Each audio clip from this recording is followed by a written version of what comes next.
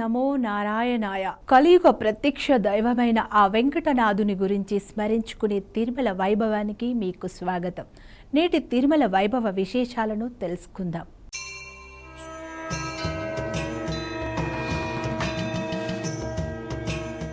తిరుమల శ్రీవారిని దర్శించుకునే భక్తులు తమ మొక్కుబడుల మేరకు ఉండిలో నగదుతో పాటు ధాన్యాలను కూడా సమర్పిస్తుంటారు. ఇలా శ్రీవారి సేవలో భాగంగా భక్తులు సమర్పించిన బియ్యాన్ని టీటీడీ పారదర్శక విధానంలో ఈ వేలం ద్వారా విక్రయించనున్నారు. జూలై 7న జరగనున్న ఈ వేలానికి సంబంధించిన వివరాలను ఇప్పుడు తెలుసుకుందాం.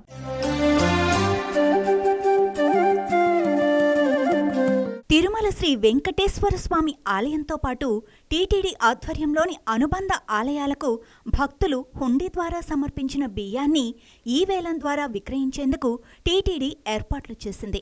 మొత్తం 7,938 కిలోల మిశ్రమ బియ్యాన్ని 20 లాట్లుగా విభజించి 2026 జూలై 7న ఈ ఆక్షన్ నిర్వహించనున్నారు. ఈ వేలం ఆంధ్రప్రదేశ్ ప్రభుత్వ కొనుగోలు పోర్టల్ ద్వారా ఆక్షన్ ఐడి నంబర్ 26120 కింద జరగనుంది. వేలంలో పాల్గొనదలిచిన ఆసక్తిగల వ్యక్తులు, సంస్థలు 50,000 రూపాయల ఎర్నెస్ట్ మనీ డిపాజిట్ అంటే ఈఎండి చెల్లించాల్సి ఉంటుంది. ఈ వేలానికి సంబంధించిన పూర్తి వివరాలకు www.konugolu.ap.gov.in వెబ్సైట్ను సందర్శించవచ్చు. అలాగే టీటీడీ వేలాల విభాగం జనరల్ మేనేజర్ కార్యాలయాన్ని 087722644429 ఫోన్ నంబర్లో లేదా gmauctionsttd@gmail.com ఈమెయిల్ ద్వారా సంప్రదించవచ్చు. భక్తులు శ్రీవారికి సమర్పించిన ధాన్యాలను పారదర్శకంగా విక్రయించడం ద్వారా వచ్చే ఆదాయాన్ని తిరిగి శ్రీవారి సేవలు, ధార్మిక కార్యక్రమాలు, భక్తుల సౌకర్యాల అభివృద్ధికి వినియోగించటం టీటీడీ ఆనవాయితీగా కొనసాగిస్తోంది. ఆసక్తిగల భక్తులు వెంటనే సంప్రదించండి.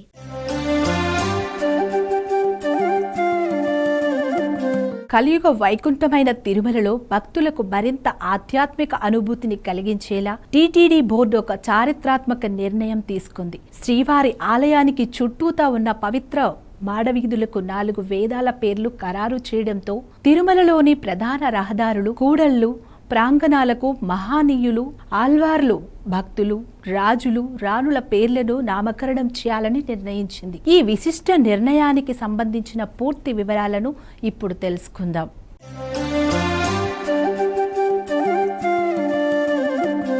తిరుమల తిరుపతి దేవస్థానం బోర్డు భక్తుల ఆధ్యాత్మిక అనుభూతిని మరింత పెంపొందించే దిశగా కీలక నిర్ణయం తీసుకుంది. తిరుమలలోని ప్రధాన రహదారులు, కూడళ్లు, ప్రాంగణాలు, మాడవీధులకు పౌరాణిక, చారిత్రాత్మక, ఆధ్యాత్మిక ప్రాధాన్యం కలిగిన పేర్లను అధికారికంగా ఖరారు చేసింది. ఈ నామకరణ ప్రక్రియ కోసం జాతీయ సంస్కృత విశ్వవిద్యాలయానికి చెందిన ప్రొఫెసర్ చక్రవర్తి, అన్నమాచార్య ప్రాజెక్టు ప్రత్యేకాధికారి డాక్టర్ మేడసాని మోహన్, పురాణ ఇతిహాస ప్రాజెక్టు ప్రత్యేకాధికారి ధూళిపాళ ప్రభాకర కృష్ణమూర్తితో కూడిన నిపుణుల కమిటీని టీటీడీ ఏర్పాటు చేసింది. కమిటీ సిఫార్సు చేసిన 38 పేర్లను బోర్డు ఆమోదించింది. శ్రీవారి ఆలయాన్ని చుట్టుముట్టిన 4 మాడవీధులకు 4 వేదాల పేర్లను ఖరారు చేశారు. తూర్పు మాడవీధికి ఋగ్వేద మార్గం, దక్షిణ మాడవీధికి యజుర్వేద మార్గం, పడమర మాడవీధికి సామవేద మార్గం, ఉత్తర మాడవీధికి అధర్వణవేద మార్గం అని నామకరణం చేశారు. అదేవిధంగా తిరుమలలోని ప్రధాన రహదారులకు కూడా విశిష్టమైన పేర్లు ఖరారయ్యాయి. జిఎస్సి సర్కిల్ నుంచి నారాయణగిరి సర్కిల్ వరకు ఉన్న రింగ్ రోడ్డుకు తిరువేంకట పథం, లేపాక్షి సర్కిల్ నుంచి ఎస్ఎంసి సర్కిల్ వరకు ఉన్న ఇన్నర్ రింగ్ రోడ్డును అన్నమాచార్య మార్గం అని పేర్లు పెట్టారు. జిఎన్సి సర్కిల్ నుంచి అశ్విని ఆసుపత్రి వరకు అంజనాద్రి మార్గం, జిఎన్సి నుంచి లేపాక్షి సర్కిల్ వరకు గరుడాద్రి మార్గం, పద్మావతి విచారణ కార్యాలయం నుంచి పద్మావతి అతిథి గృహం వరకు పద్మావతి మార్గంగా నామకరణం చేశారు. బాలాజీ బస్టాండ్ నుంచి ఎంప్లాయీస్ క్యాంటీన్ వరకు కులశేఖర్ ఆళ్వార్ల మార్గం, రాంబగీంచ నుంచి సాఫ్ట్ కార్నర్స్ వరకు జయ విజయ మార్గం, నందకం నుంచి గోగర్భం డ్యాం వరకు నిత్య కళ్యాణ మార్గం, వరాహస్వామి విశ్రాంతి గృహం నుంచి ఔటర్ రింగ్ రోడ్డు వరకు శరణాగతి మార్గంగా పేర్లు ఖరారయ్యాయి. అలాగే ఆకాశగంగ మార్గం, వేదవ్యాస మార్గం, అశ్వత్ నారాయణ మార్గం, శేషాచల మార్గం, శ్రీకృష్ణదేవరాయ మార్గం, ఆదివరాహ మార్గం, లక్ష్మీ హయగ్రీవ మార్గం, తరిగొండ వెంగమాంబ మార్గం, గోపీనాథ దీక్షిత మార్గం, గోకులం మార్గం, శ్రీమన్నారాయణ మార్గం, హదీరాం బాలాజీ మార్గం, నీలాదేవి మార్గం, నమ్మాళ్వార్ మార్గం పేర్లను కూడా ఖరారు చేశారు. భక్తులు నడిచి శ్రీవారిని దర్శించుకునే శ్రీవారి మెట్టు మార్గానికి శ్రీవారి మార్గం అనే పవిత్ర నామకరణం చేశారు. ప్రధాన ప్రాంగణాలు, కూడళ్లకు కూడా మహనీయుల పేర్లు ఖరారయ్యాయి. ఆలయం ముందు ఉన్న విశాల ప్రదేశాన్ని భగవద్ రామానుజాచార్య ప్రాంగణం, బేడి ఆంజనేయ స్వామి ఆలయ ప్రాంగణాన్ని సాలువ నరసింహరాయల ప్రాంగణం, కదిలే వంతెన నుంచి సుపథం వరకు ఉన్న ప్రాంతాన్ని తిరుమల నంబి ప్రాంగణం, ఆలయం వెనుక భాగాన్ని అనంతాళ్వార్ ప్రాంగణంగా నామకరణం చేశారు. లేపాక్షి సర్కిల్కు అన్నమయ్య కూడలి, ఎస్ఎంసి సర్కిల్కు పురందరదాసు కూడలి, రామ్ బగీచా సర్కిల్కు తొండమాన్ చక్రవర్తి కూడలి, నందకం సర్కిల్కు వకుళామాత కూడలి, జిఎన్సి సర్కిల్కు గరుడాద్రి కూడలి, వైకుంఠం క్యూ కాంప్లెక్స్ 2 సర్కిల్కు తిరుమల రాయల కూడలిగా పేర్లు ఖరారయ్యాయి. శ్రీవారి పరమ భక్తుడైన శరభయ్య పేరును కూడా ఒక ప్రధాన రహదారికి నామకరణం చేయాలని టీటీడీ బోర్డు ప్రత్యేకంగా సూచించింది. తిరుమలలో ప్రతి అడుగులోనూ భక్తి, చరిత్ర, సంస్కృతి, వేద వైభవం ప్రతిఫలించేలా తీసుకున్న ఈ నిర్ణయం భక్తుల్లో విశేష ఆనందాన్ని కలిగిస్తోంది.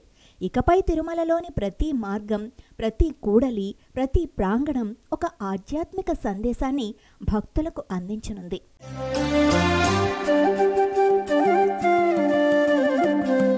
దేవాలయాల్లో పుష్పార్చనకు ఎంతో విశిష్టమైన స్థానం ఉంది. కానీ శ్రీ గోవిందరాజస్వామి వారి పుష్పయాగంలో మాత్రం 1 కాదు 2 కాదు, ఏకంగా 3 టన్నుల సుగంధ పుష్పాలను స్వామివారికి సమర్పించడం విశేషం. వివిధ రాష్ట్రాల నుంచి భక్తులు భక్తితో సమర్పించిన ఈ పుష్పాలతో ఆలయ ప్రాంగణమంతా పరిమళభరితమైంది.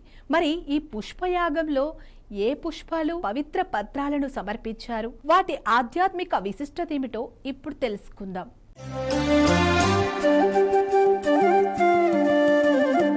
శ్రీ గోవిందరాజస్వామి వారి పుష్పయాగ మహోత్సవంలో ఈ ఏడాది మొత్తం 3 టన్నుల సుగంధ పుష్పాలను స్వామివారికి సమర్పించారు. పుష్పాల పరిమళాలతో ఆలయ ప్రాంగణం భక్తిమయ వాతావరణాన్ని సంతరించుకుంది. ఈ మహోత్సవంలో తులసి, చామంతి, గన్నేరు, మొగలి, సంపంగి, రోజా, కలువతో పాటు మొత్తం 12 రకాల పుష్పాలను వినియోగించారు.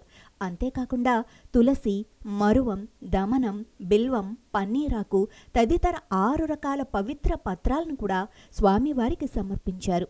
వైష్ణవ సాంప్రదాయంలో ప్రతి పుష్పానికి ఒక ప్రత్యేక ఆధ్యాత్మిక ప్రాధాన్యత ఉంది. తులసి శ్రీ మహావిష్ణువుకు అత్యంత ప్రీతిపాత్రమైనది.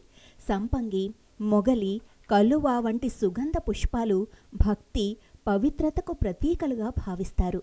బిల్వం, మరువం, దమనము వంటి పవిత్ర పత్రాలు ప్రత్యేక పూజల్లో వినియోగిస్తారు. ఈ పుష్పాలను ఆంధ్రప్రదేశ్, తమిళనాడు, కర్ణాటక రాష్ట్రాలకు చెందిన భక్తులు, దాతలు భక్తి శ్రద్ధలతో విరాళంగా అందించటం విశేషం. భక్తులు సమర్పించిన పుష్పాలతో స్వామివారికి పుష్పయాగం నిర్వహించటం ఈ మహోత్సవానికి మరింత ఆధ్యాత్మిక శోభను తీసుకొచ్చింది. వేద మంత్రోచ్చరణలు, మంగళ వాయిద్యాల మధ్య జరిగిన ఈ పుష్పయాగంలో స్వామివారు, అమ్మవార్లు పుష్పాల మధ్య దివ్యంగా అలంకరించబడిన దృశ్యం భక్తులను విశేషంగా ఆకట్టుకుంది. 3 టన్నుల పుష్పాలతో నిర్వహించిన ఈ మహోత్సవం శ్రీ గోవిందరాజస్వామి వారి ఆలయంలో భక్తి, పరిమళం, సాంప్రదాయాల సమ్మేళనంగా నిలిచిపోయింది.